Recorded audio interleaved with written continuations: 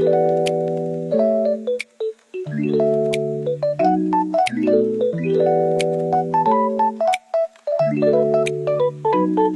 morning to Madam Khairunisa. Welcome to our forum session for English Effective Communication MPU 3122. My name is Leona Farhana binti Rizwan, alias Lam Rizwan, and I'll be the moderator for today's discussion. Hello everyone, I'm Yuhani, anak perempuan Latif, one of the panelists for today's forum. It's a pleasure to be here to share my thought on this topic. And I'm Sonata, anak perempuan Arifin, also a panelist. I'm really looking forward to discussing and exchanging ideas with my teammates and all of you. Today's forum will focus on ICT integration in education. We'll be exploring different perspectives and insights related to this issue.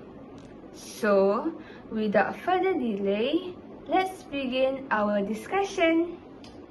Good morning, esteemed lecturers, fellow college, and distinguished guests. Welcome to today's academic forum titled Integration of ICT in Enhancing Malaysian Education from Early Learning to Higher Education. As we all know, the digital era has brought significant transformation to the educational landscape. The integration of information and communication technology, or ICT, has not only revolutionized the way teaching and learning take place but has also shaped new pedagogical practice across various educational levels in Malaysia. Joining me today are two Insights panelists, Ms. Yuhani and Ms. Sonata, who will share their perspective on how ICT is reshaping our education system for multiple dimensions. Our discussion today will be divided into two sessions. The first session will focus on the current state and challenge of ICT in education, while the second session will explore the future direction and strategies for its effective implementation. Without further ado, let us begin with session 1. To start off, I would like to invite Ms. Yuhani to share her thoughts on how ICT adoption is gaining momentum in Malaysian education. In line with the recent British Council article titled ICT Education and Digital Learning Gaining Traction in the Malaysian Education System, Malaysia has made significant progress in promoting digital learning across schools. Ms. Yuhani, in your view, what are the key factors contributing to this progress, and how do they reflect the goals of Malaysia's education transformation? Thank you, Ms. Hannah.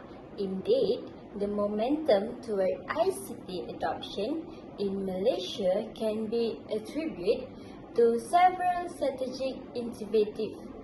First, the government's consistent commitment through the Malaysia Education Blueprint 2013 to 2025 has played a major role in promoting digital literacy and innovation across all levels of education.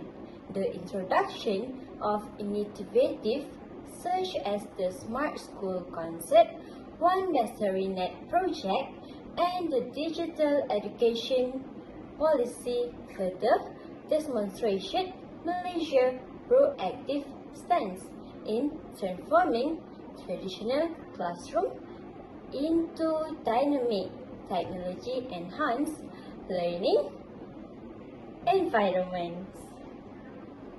Secondly, collaboration between ministries, private sectors, and international partners such as the British Council, Google for Education, and UNESCO have accelerated access to online learning platforms and digital content and teacher training modules.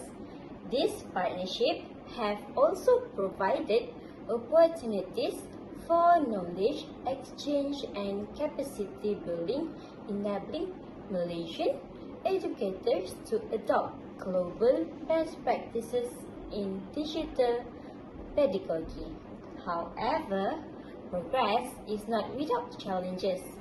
There remains a significant digital gap between urban and rural schools, as well as varying teachers' readiness levels. These issues must be addressed through equitable resource distribution and ongoing teachers training. Lastly, fostering a positive digital cultures among students and educators is equally important. Effort to promote cybersecurity awareness, responsible digital citizenship, and creative use of technology should be emphasized to ensure ICT adoption contribute meaningfully to holistic educational outcomes. Overall, it can be concluded that the innovative employment have significantly strengthened the integration of ICT in Malaysian education. Thank you, Ms. Yuhani. That's very comprehensive explanation. Indeed, the Malaysia government's vision aligns closely with digital inclusivity and quality education. Now, moving to Ms. Sonata, whose first article, The Integration of ICT in Teaching and Learning in Government and Private Preschool in Malaysia, provides valuable insights into ICT implementation and the preschool level. Ms. Sonata, based on your understanding, what are some of the key differences in ICT implementation between government and private preschool? And how might this difference influence children's early learning experience? Okay, thank you, Mrs. Hannah. According to the study, there are some clear differences between government and private preschool in how they use ICT in teaching and learning. So, private preschool usually have better facilities such as computer, tablet, and stable internet connection. Their teachers also receive more frequent training and are encouraged to use technology creatively in their lesson. For example, they often use digital game, videos, or interactive activity to help children learn letters, numbers, or languages. This makes learning more enjoyable and help children think creatively and develop confidence in using technology. On the other hand, government preschool often face challenges like limited ICT equipment, poor internet access, and a lack of technical support. Because of these issues, technologies used in lesson may be more basic or teacher-centered. However, both of preschool share the same goal: to use ICT as a tool to improve children learning. With the right support and continuous teacher training, government preschool can also create more interactive and engaging digital learning experiences for young learners. That's an insightful point, Ms. Sonata. Your remarks highlight how early exposure to technology can shape the foundation of lifelong learning. Now, before we conclude this session 1, I would like to reflect briefly on my own focus area, which draw from the Frontiers in Psychology 2025 article on psychological well-being in digital learning. This research suggests that as we integrate ICT, we must also consider the emotional and psychological readiness of learners. Technology may enhance learning, but it can also create stress and digital fatigue if not balanced with human interaction and emotional support. With that, we conclude session 1 and proceed to session 2, where we will explore future strategies for effective ICT implementation across educational levels.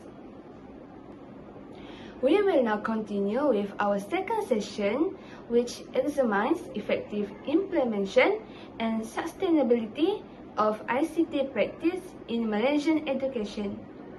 Let's begin again with Ms. Yuhani, your second reference, Integration of ICT in Enhancing Teaching and Learning, ARIC Journal 2016, discusses practical application and teacher perspective. So, Ms. Yuhani, how can teachers ensure that ICT integration goes beyond simply using technology and instead leads to meaningful student-centered learning experience? That's a very relevant question, Mrs. Hannah.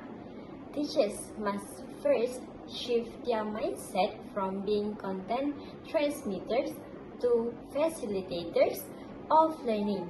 ICT should be used to promote critical thinking, problem solving, and collaboration rather than passive consumption of information.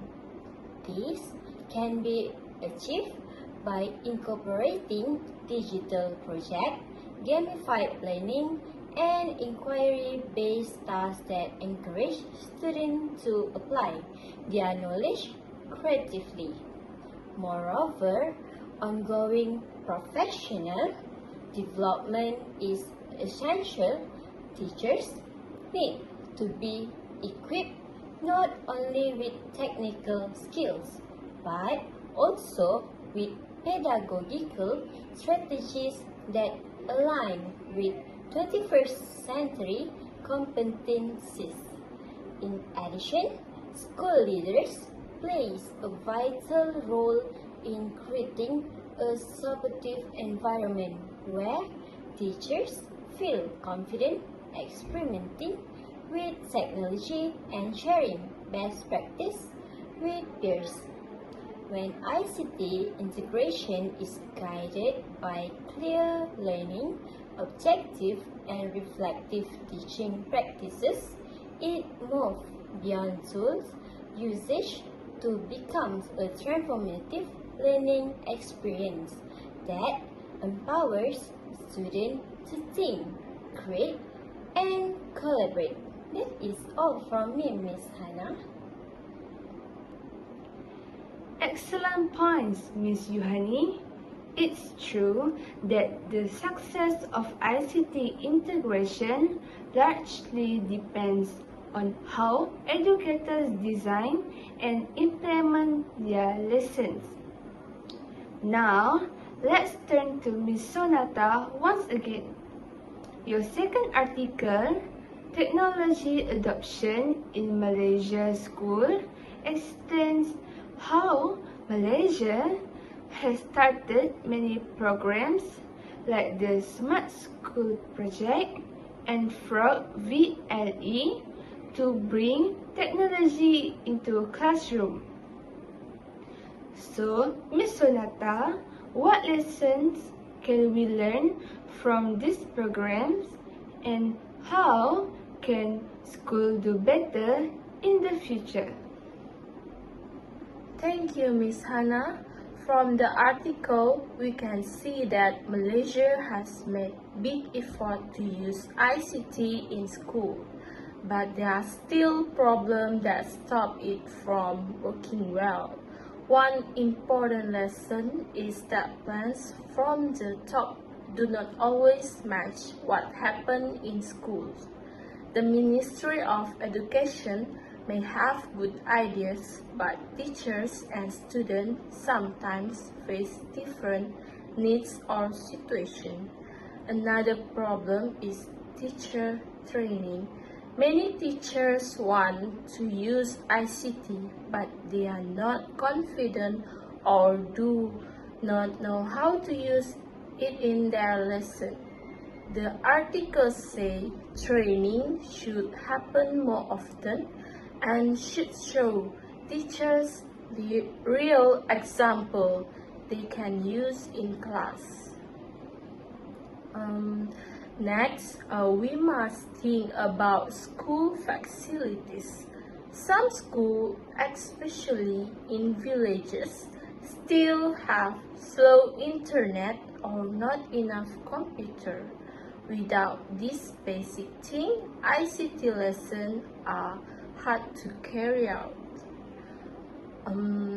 Lastly, we must remember that technology cannot replace teachers. It's only a tool to make learning better and more interesting.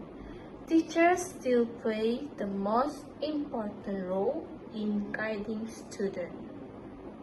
Thank you, Ms. Sonata. I really like your point that technology should help teachers, not replace them. As we move toward the conclusion, I would like to briefly relate this discussion to my own second article from the International Journal of Information and Knowledge Management, UITM 2023, which explores knowledge management in higher education. The findings indicate that effective ICT integration must be accompanied by robust knowledge management system. Universities should not only use technology for teaching, but also for sharing research, institutional knowledge, and best practice across faculties. This holistic approach ensures that technology serves as bridge connecting people, ideas, and innovation within the education ecosystem. To summarize, today's discussion has highlighted three key takeaways. First, the integration of ICT in education must be inclusive, equitable, and grounded in sound pedagogical principles to ensure the technology truly enhances learning rather than hinders it. Second, teachers serve as the driving force behind technological transformation. Their adaptability, creativity, and commitment are central to ensuring successful ICT implementation in the classroom. Third, the psychological well-being of educator and student alongside effective knowledge management are vital components in sustaining digital transformation in education over the long term. On behalf of all participants, I would like to extend our sincere appreciation to our esteemed panelists, Ms. Yuhani and Ms. Sonata, for their insightful and thought-provoking contribution. Your expertise has enriched our understanding of ICT integration in the Malaysian education context. Finally, thank you to everyone present for your attention and engagement throughout this session. That concludes our academic forum. May today's discussion inspire continued collaboration and innovation in the pursuit of quality digital education.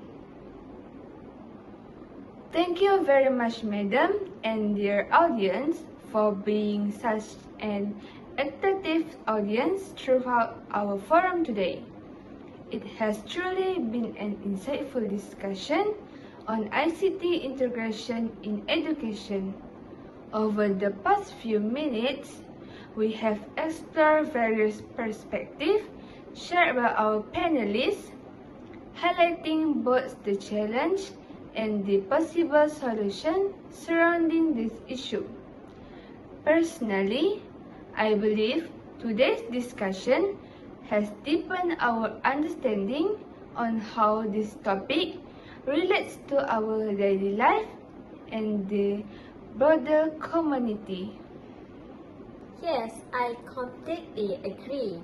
Through this conversation, we can see that effective communication plays a vital role in shaping personal connection, resolving conflict, and achieving success in both academic and professional settings.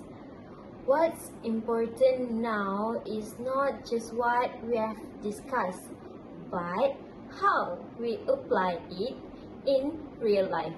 Each of us has a role to play, whether as students, future professionals, or simply as individuals who value meaningful communication. By putting these ideas into practice, we can help create a more understanding, respectful, and connected environment around us. I also like to take this opportunity to express our appreciation to Madam for guiding us throughout this course and for giving us the platform to present our ideas today. We truly learned a lot, not just about the topic, but also about teamwork, confidence, and communication skill. To our classmates, thank you for listening and for your support. We hope our discussion has provided new insight and inspire you to think more deeply about this issue. Once again, thank you to everyone for being part of this forum. That concludes our presentation for MPU 3122 English for Effective Communication. Have a wonderful day, Madam and everyone. And we hope you enjoyed our session as much as we enjoyed presenting it. So, we will insert a video about ICT at the end of the forum. Enjoy!